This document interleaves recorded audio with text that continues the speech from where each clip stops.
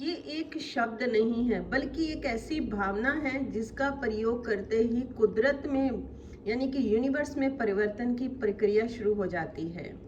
Hello beautiful souls, welcome है आपका peaceful purely souls channel पर। कैसे हो आप लोग? उम्मीद करती हूँ आप सब लोग बहुत अच्छे होंगे।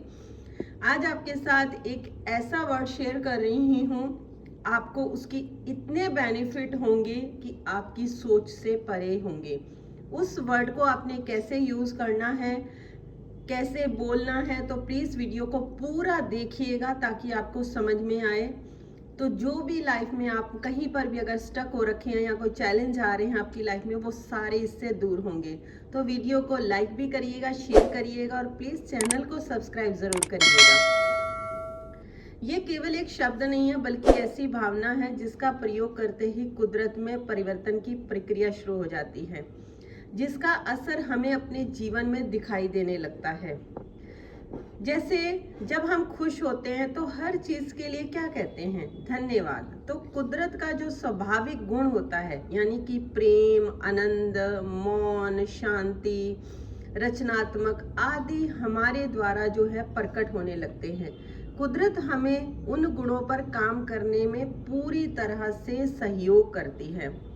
मानो आप ट्रैफिक में फंसे हैं और कहते हैं प्रार्थना पूरी होने पर या समाधान अगर कोई आपका पूरा हो गया है, अगर उसका कोई हल निकल आया है, तो अगर आप धन्यवाद कहते हैं या आप सकारात्मक ऊर्जाओं को निर्देश देते हैं, जिससे आप देखते हैं कि आपकी भावना बदल गई है। पहले तो चिड़चिड़ हो रही थी, अब नहीं हो रही है। आप खुशी और शांति में ट्रैफिक हटने का इंतजार करते हैं। ऐसे ही यदि कोई आपके साथ बदतमीजी कर रहा हो तो आप कहते हैं सहयोग के लिए आपको धन्यवाद, तो आप पहले शांत होते हैं।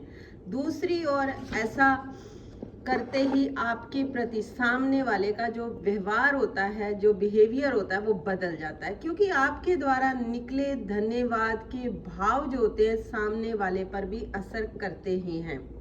परिणाम स्वरूप आपके अंदर मौजूद जो सेल्फ के गुण होते हैं वो जागृत होने की संभावनाएं बढ़ जाती हैं। अगर आप लगातार धन्यवाद के भाव में रहकर प्रार्थना करते हैं तो सामने वाला हमेशा के लिए बदल सकता है। भले ही हमें एक बार कहें, लेकिन कुदरत द्वारा परिवर्तन की जो प्रक्रिया है वो शुरू हो जाती है। आपको धन्यवाद ये मात्र एक लग सकता है कि खुशी या समाधान देने की टेक्निक नहीं है।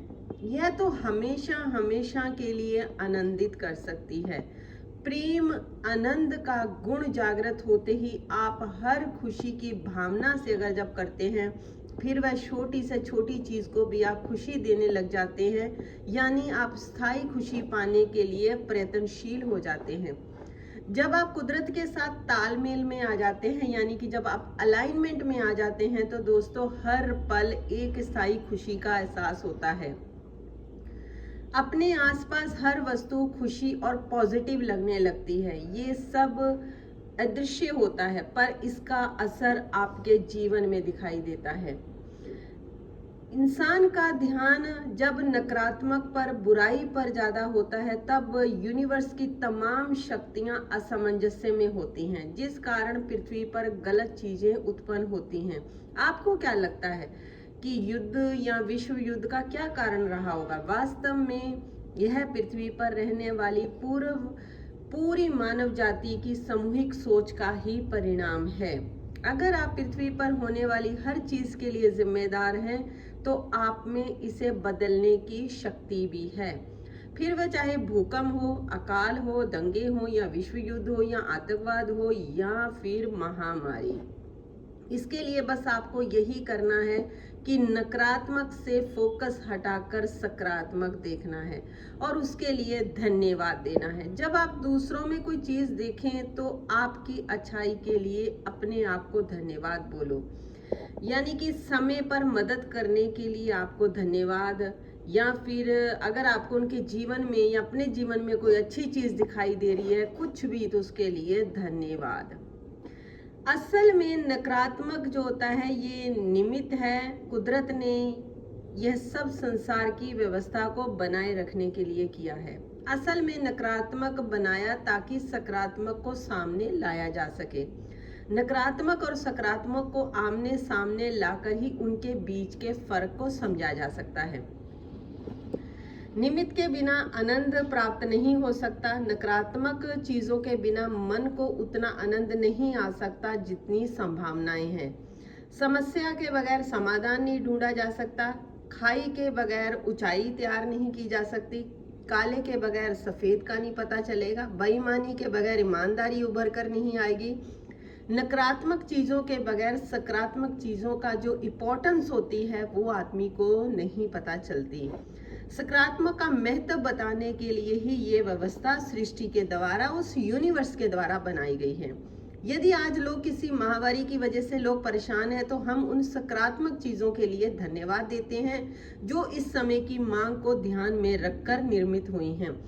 जैसे इंटरनेट की मांग जो है, डिमांड बढ़ गई है। स्कूल कॉलेज आदि की पढ़ाई जो है ऑनलाइन हो गई। बहुत से ऐसे प्रोग्राम हैं जो लोगों के लिए मुश्किल थे, पर ऑनलाइन की वजह से आज ये सब आसान होने लगे, जिससे समय की भी बचत हुई, आने जाने की दिक्कतों में भी बचाव हो गया।